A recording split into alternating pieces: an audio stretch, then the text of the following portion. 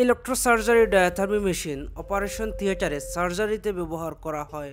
Diathermy is widely used surgeries such as removing tumor, fatty tissues, controlling bleeding, and others delicate tissue surgeries.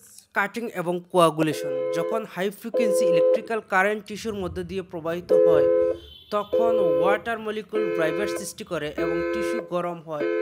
Lower টেম্পারেচারে tissue গরম হওয়ার কারণে কিছু বাষ্পীভূত হয় বা কাটিং সৃষ্টি হয়। মনোপুলার সিস্টেম সাধারণত ইলেকট্রোড এবং গ্রাউন্ডিং প্লেট, যেটাকে আমরা আর্থিং প্লেট বলি, তার মাধ্যমে ইলেকট্রিক্যাল সাইকেল সম্পন্ন করে। বায়োপুলার ফরসেপে ইলেকট্রোড এবং রিটার্ন ফরসেপের মাধ্যমেই সাইকেল সম্পন্ন করে, যার কারণে অতিরিক্ত আর্থিং প্লেট কানেকশন দেওয়ার প্রয়োজন হয় না। মেশিনটি ব্যবহারের ক্ষেত্রে যখনই পাওয়ার কেবলটি প্লাগ ইন করবেন তখন অবশ্যই প্রপারলি আর্থিং কানেক্টেড হয়েছে কিনা যাচাই করে তারপর মেশিন অপারেশনে যাবেন। মেশিনে যখন কোনো ত্রুটি বা ইরোর সিগন্যাল দেখা দিবে অবশ্যই একজন ভালো বায়োমেডিক্যাল ইঞ্জিনিয়ার দিয়ে মেশিনটি পরীক্ষা নিরীক্ষা করার পরে পুনরায় ব্যবহার করবেন।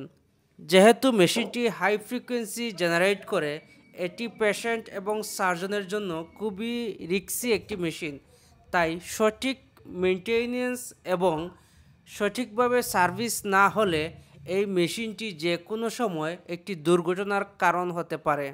এবং সার্ভিসের পর সঠিকভাবে ফাংশনিং হচ্ছে কিনা এটি চেক করার জন্য আমরা অবশ্যই ডায়াথার্মি সিমুলেটর দিয়ে যাচাই করব যে মেশিনটি প্রপারলি কাজ করছে কিনা। কাটিং এবং কোয়াগুলেশন মোড ভিন্ন তাপমাত্রায় সম্পন্ন হয়। কাটিং মোডে সাধারণত 1000 থেকে 1200 ডিগ্রি তাপমাত্রায় সম্পন্ন হয়। এটি একটি নিরবিচ্ছিন্ন বা continuous low voltage high frequency ব্যবহার করে তাপ উৎপন্ন করে টিস্যুকে বাষ্পীভূত করে।